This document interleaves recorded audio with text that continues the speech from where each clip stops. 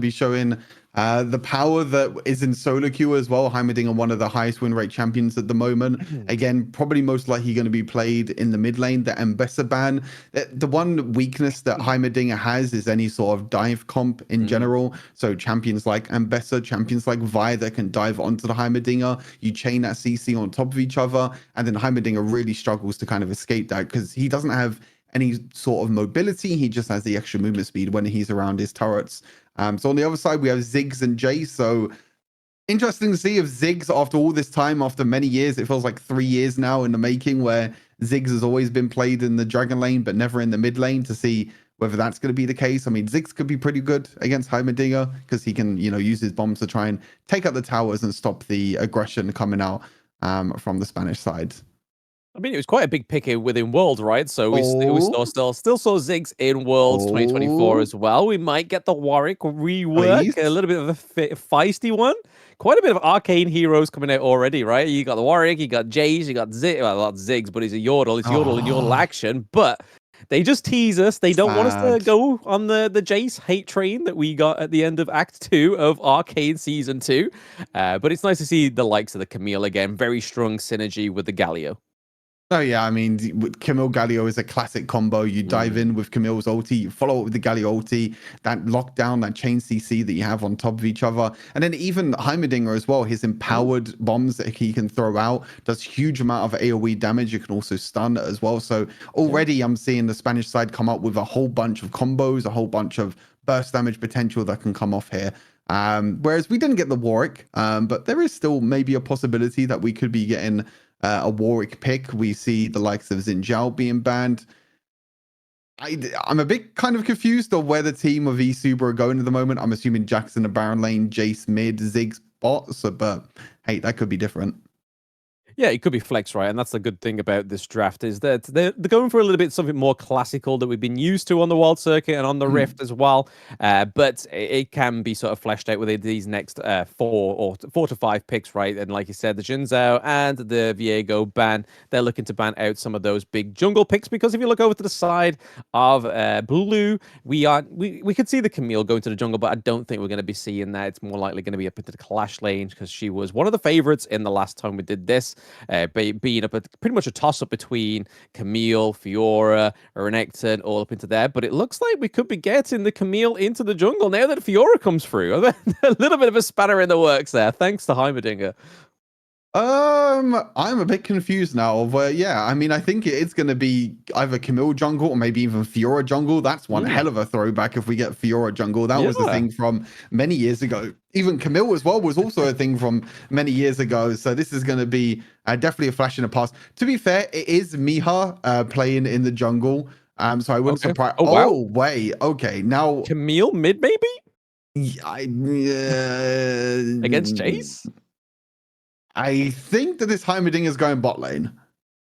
I think it's going to be Heimerdinger bot. It's going to be Galio support, and then someone mid, someone jungle, someone top. Honestly, all 3 of these champions reflect in every single lane. But I mean, Miha is a player that I've played with before, and I remember him actually being a Fiora one trick and him just smashing players with Fiora. So him picking Fiora jungle doesn't surprise me. I mean, it probably surprises people out there because I haven't seen Fiora jungle in such a long time. Donkey's years. Yeah, I mean, if you're this is the thing though, if you're comfortable on a champion, if you have kind of that pocket pick up your sleeve that you can bring out, then it can be really, really strong. But on the other side, we see Maokai, again, one of the newer-ish champions who has just been so strong in terms of a tank for such a long amount of time. I mean, Maokai, whether you play...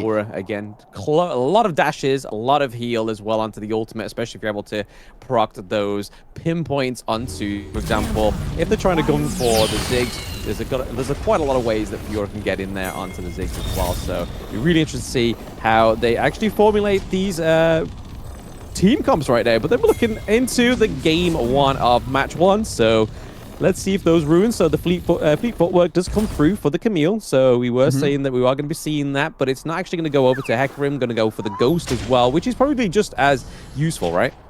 Yeah, I mean, extra movement speed for Hecarim is really nice. The Ghost plus the Phase Rush. The great thing about Phase Rush is that you're able to reduce your ability cooldowns as well, so you can use the bases more often, deal more damage. And with Hecarim, every single time that he gains movement speed or the more movement speed that he has, you're also going to be able to deal more damage. More movement speed equals more damage. And that's normally what happens when you're playing Hecarim. You just want as much movement speed as possible.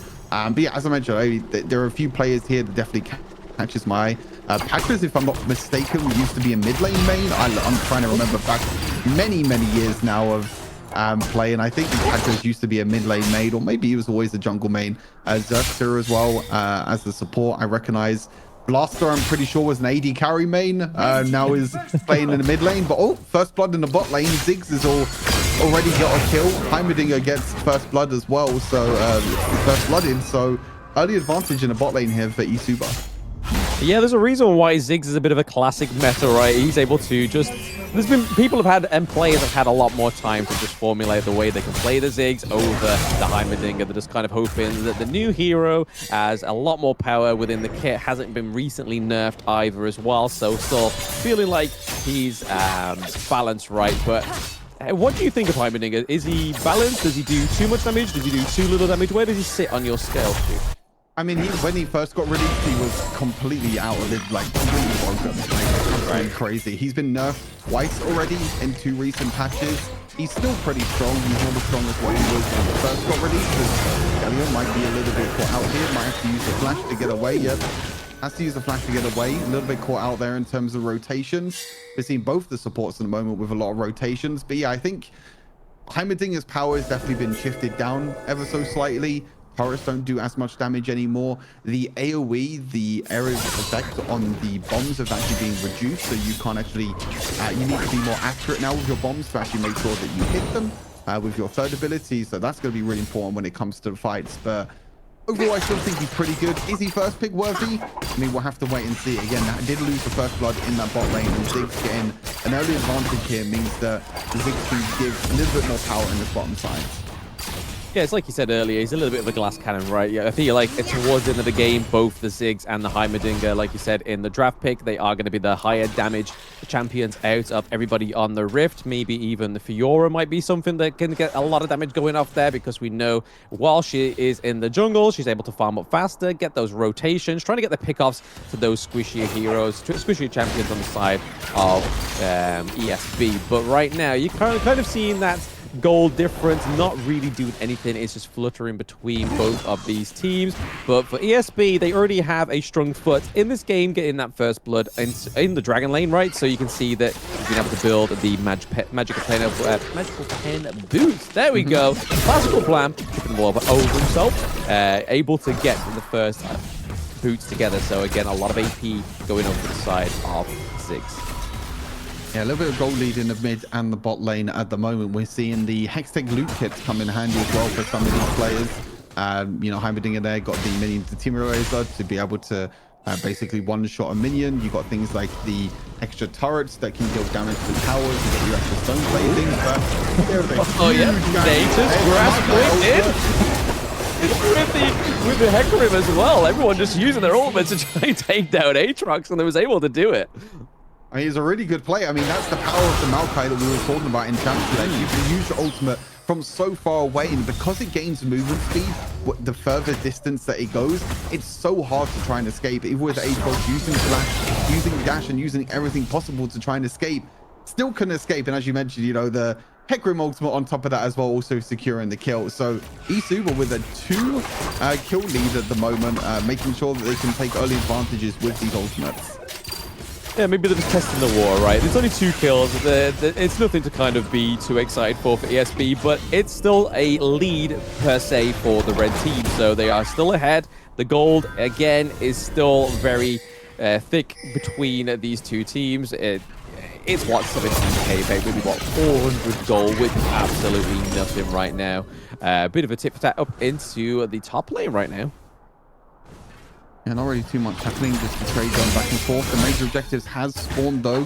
Both teams looking to try and go towards the new Rift Herald. It's going to be the Gorilla turret this time around, which is going to spawn the turret, which for whoever team takes it, it's going to give you that power when trying to push down each lane, whether it be the top mid or the bot lane. You can summon that turret, it does a bunch of damage. Both teams trying to posture around this, and you kind of see what you was talking about as well. The Dragons is not really going to be a priority for these teams. Getting the early advantage, getting the early goal is going to be so important. And there's the engagement, Galio.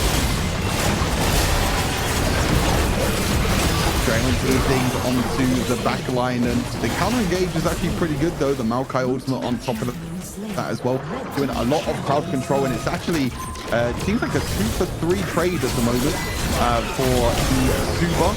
So Esubacz still coming up on top with the early gold advantage. Another route, and Maokai's CC just gets stacked on top of each other over and over again. But just being able to escape there, only just. Absolutely crazy to see.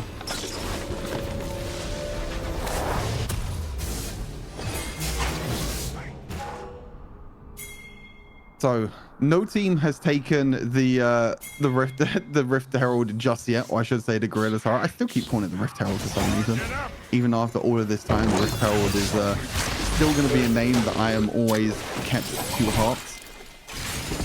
Both teams still trying to posture around this at the moment. Every single member is here, and the Galio brings in again for another taunt, and there's the rocket on top of each other, but not back away. Actually doing quite a lot there, and you can see Both trying so hard to get nice the smite in the end from Miha on the Fiora, getting the Gorilla Turret in the end, but it's actually going to make a big difference here. Jax is actually going to be stuck now, has to use the flush away.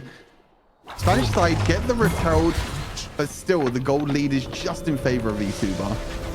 Yeah, it took a long time for somebody to actually die within that team fight. I was thinking like, hey, this is very, very reminiscent of like a lot of the fights around in the neutral objectives for Worlds, right? Like nobody was dying around these neutral objectives would be taken, then someone would slowly start to actually fall away because the health had just been battered. But they do get the Gorilla Turret, they place it down into the mid lane, opening up that hopefully T1 into the mid lane. But is ESB going to be able to take the Ocean Dragon for themselves? So not actually walking away like a complete loser in that first part of the jungle objectives. And it is going to be Fiora taking the kill onto Patris as well. Yeah, bot lane, a lot of battles been happening here. You've seen the power of Fiora. If she can get isolated 1v1s, and she can do so much damage with her ultimate. They got 2 towers already with this Gorilla Turret. The Rocket's trying to do a lot of damage. This Ziggs is really struggling to break down this turret right now. Not a lot of mana on the Ziggs, and it has opened up the map. The bot lane tower's been taken down, the mid lane tower, and you're kind of seeing what the Gorilla Turret can do to the game. It can just open up so much, and that's why these teams were prioritizing the Gorilla Turret with everything that they had. What would you prefer, though, the Gorilla Turret or those 3 little balls? Because I feel like the Gorilla Turret has more of a means to be stopped, whereas those 3 little, like, the Hextech balls, they don't stop us when they actually lock onto the target, right? So, in terms of taking the T1s, I suppose it's a little bit more oppressive, but what do you think? I think the mimics that you're talking about, it's very difficult at times to try and kind of focus all of the power onto one lane, which is a bit of a problem because everyone gets the little mimics. So you're getting a bit of damage bot lane, a bit of damage top lane, and maybe a bit of damage mid lane. Whereas the Gorilla Turret, you can actually focus it on one lane and try and take down the most important tower, which as we know is always the mid lane tower. The mimics are very good because it splits up the damage and it splits up the gold that you can get for your whole team. But also it's going to be a little bit help. And there's a pick in the bot lane again, and Ziggs going to be getting a pick up on the Camille. So I feel like Esubacz over time has been getting a few picks left and right at the moment, been getting a few kills that even the observer has been completely missing out on, been completely caught off guard. We love classic observer. We love the random spectator modes of the Wild Rift, being able to capture just a little bit of a tit for tat up into the Baron lane, right? Whilst we see that Ziggs is probably more likely to get that ultimate bomb land straight onto the Camille. But it's going to be a 2v2 now, thanks to the Galio coming up with the hero's entrance as well. But it's a load of shield coming through for Aatrox, but it's not going to be enough. That is a 4v1. Now Camille comes through. Are they going to be able to pick off the Jace there? No, it's going to be the Mokai, sorry. Taking a lot of damage from the side of CPH. Yeah, Heimerdinger's using the ultimate there, trying to do as much damage as possible with the bombs, but not being able to hit anyone. Here's the Camille going to be jumping back in, but there's no follow-up from this Camille. You're seeing the crowd control from the Maokai just stop the entire engage here for the Spanish side. And Esubacz come out of it again with, again, another kill, but they're still down in gold. Again, as I mentioned, they're getting these picks off in terms of kills, but they're still down in terms of map pressure. It's 3 towers to 0 at the moment, and that's really where the gold lead is coming in at the moment for the Spanish sides. Yeah, I mean, directly, you wouldn't see Maokai as actually a counter towards the Camille, but into these team fights, that Hex Tech ultimatum you just saw there got completely thrown off from Nature's grasp, right? We saw that they weren't able to follow up, like you said, Stu. Like, there was no AoE Galio CC control. There was nothing to come through from the Aatrox as well. They were just stuck in place, and Camille was kind of just stuck in a circle, like, guys, come on. What do we do? Jace, yeah, please. Someone help me, please. Yeah, it's a really nice pick. That's why I like the Maokai. It's so fun. It's so fun to see. Such great utility. Kind of reminds me a little bit more of a useful Ornn. I feel like if Ornn was up into the Baron lane as well as having the Maokai into the support, it could be quite a troublesome combo having those two kind of like very long ranged ultimates. Oh yeah, definitely. It can definitely be a nuisance at the moment, and you can see again, Esubacz trying to take their first tower of the game here, but I don't think they're going to be having the minions available for it right now. So minions not doing too much. Ziggs uses the ultimate onto the wave, but again, you know, the Spanish side doing extremely well at defending all 3 of their lanes. The Dragon's coming up in 10 seconds. There's a hit onto mid lane. The Hecarim's going to be completely caught when he died. The last auto attack, I think it was the Ignite in the end as well, from the Galio, taking off the Hecarim. And that's as soon as the Baron spawns and the Dragon. But it seems like Dragon is going to be the priority at the moment for this Spanish side. And if they can take this Dragon, it's going to stop the side of Esubacz from potentially taking the Dragon Soul. Yeah, we saw that Maokai had his ultimate up, but it just felt like the Hecarim was a bit of a lost cause there because he was already pretty low before he could actually get into the team fight. We do see that blue side is able to take the Mountain Dragon Soul from the side of ESB, so there'll be no souls going over for either of these teams, but I feel like blue side is definitely playing the lanes better, whereas ESB are definitely having the stronger team fights for now, but only 3k goal difference between both these teams. They are going to go for the Baron Nashor with the Hex Tech. Have they got this? They might be able to get this, actually. I'm not too sure. The Baron Nashor damage is very, very low. The rockets actually come through, probably help them actually take it lower. The Hecarim's going to take it in the end, but can they escape? Can they run away from it? The Camille's, the Hecarim actually use the ultimate over the wall to survive. They take one down. Can they take the Hecarim down as well? I'm not too sure if they're going to be able to. And no, Camille goes down. So they take the Baron and they trade 1-for-1 in the end, which is a huge W here from Esubacz, really punishing on the back timings of the Spanish side here, being able to take that Baron down so quickly. Yeah, I don't think they was expecting that Baron to be even taken at that point, right? It didn't seem like that because they were sort of kind of like navigating towards the red buff down into the bot lane, trying to get that lane pressure. But then there was like, hang on, guys, Fiora, we have Viper around as well. They are going for the Baron Nashor. We need to do something. And like he said in the early part of the Baron fight, right, the Viper's rockets really gave aid to ESB. No, it did, yeah, it did. I mean, gave them enough damage in the end. And now we're seeing the big old T-Hex. What are the team of Esubacz going to be doing with this T-Hex at the moment? This is the first time that I'm really seeing the T-Hex available in like a pro environment, in a semi-pro environment. So it'd be interesting to see how they actually use the T-Hex to their advantage. You can see that they're roaming around at the moment, trying to get as many towers really as possible.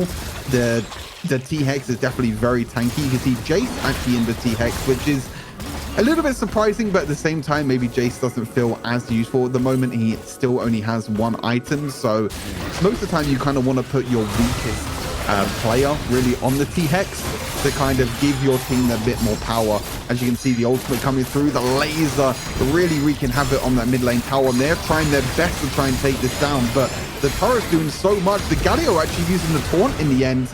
You're not going to taunt a big, massive T-Hex, buddy, unfortunately. Yeah, we saw that Hackley went into the backline with his ult there to clear them away. We see that the status come through from Camille as well. Okay, ejected from the TX is the Jace. It is going to be Fiora that gets the takedown against status from the Galio. Isn't going to be enough. No. And then Aatrox here, okay, using the shield to try and keep himself alive. It's not going to be quite enough here. Taking that T2 down into the mid lane. It's definitely ESB on the comeback right now.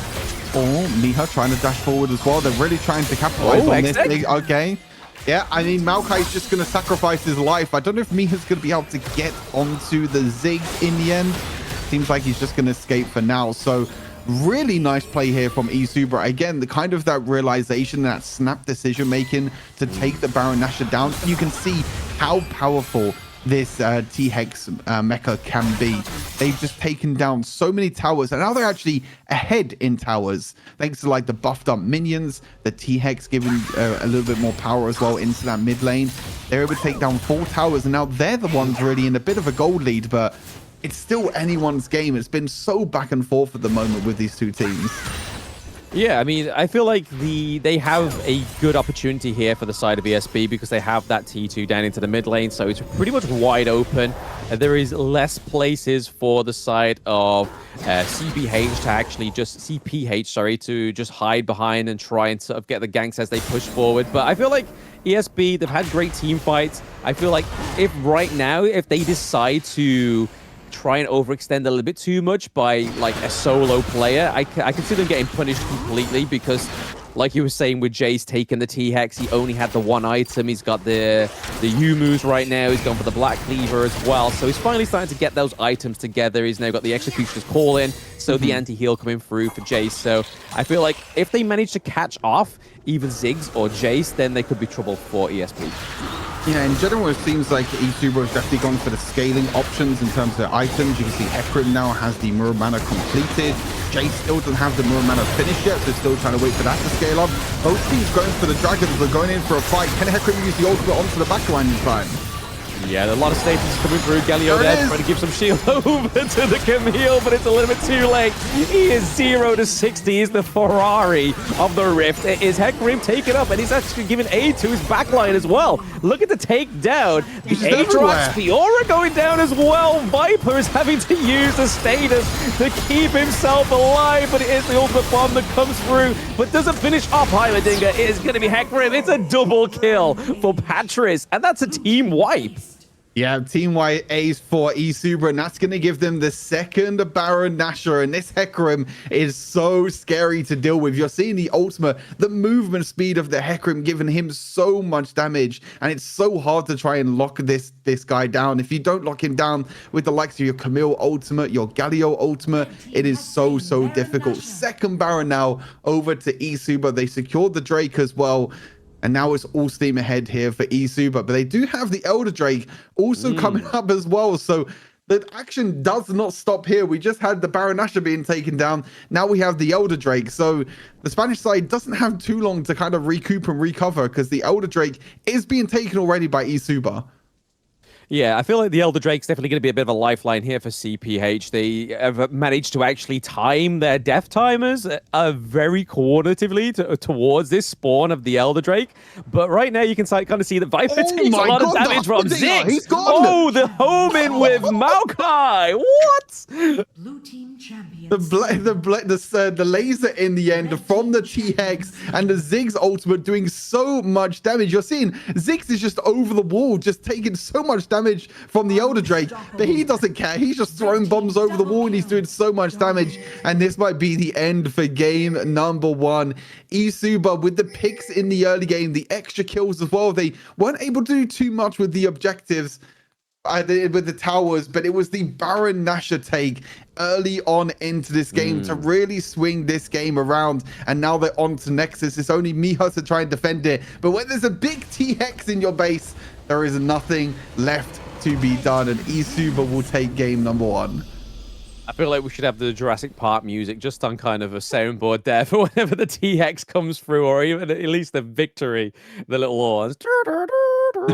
Very bad rendition by Blam, but yeah, that was really good. I mean, it really Petrish is really showing like the great utility of the Hecarim, right? Like we said it before that Hecarim was definitely one of the sought for picks in the past Wild Circuit, but this time around we can see that Petrish is able to see like, hey, no, he's still a really good pick, maybe even prio pick worthy for the side of CPH in the next game. Maybe not the Heimerdinger. I didn't have a lot of faith in that pick. I don't know how you feel, Stu.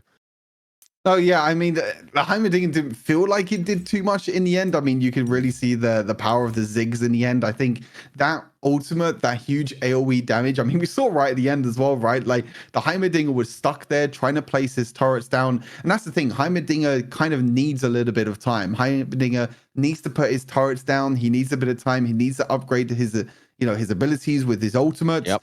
But when you have a Ziggs on the other side that's just doing this huge amount of burst damage in the end, it's so difficult to break down. Then yeah, it's kind of the thing what I was saying in draft, that like both of these carries in the bottom lane, both the Heimerdinger and the Ziggs, were going to be all by themselves. So it's really who is going to die first, who's going to be one to die first. And it kind of really happened all the way at the first blood, where Heimerdinger was actually the one being taken down in the end. But really well played from Esubacz, as you mentioned, really well played by Patras as well, on the Hecarim, just showing how much power this Hecarim can bring with so much movement speed. Yeah, I mean, I've only just noticed there that Plateau actually went for both Ghost and went for Flash as well on the Zig. So he didn't only just have the one way out, he had the two-way ticket to either Ghost in there, throw his bombs, be a little bit faster than you expected, but then also be able to just flash the heck out of there when the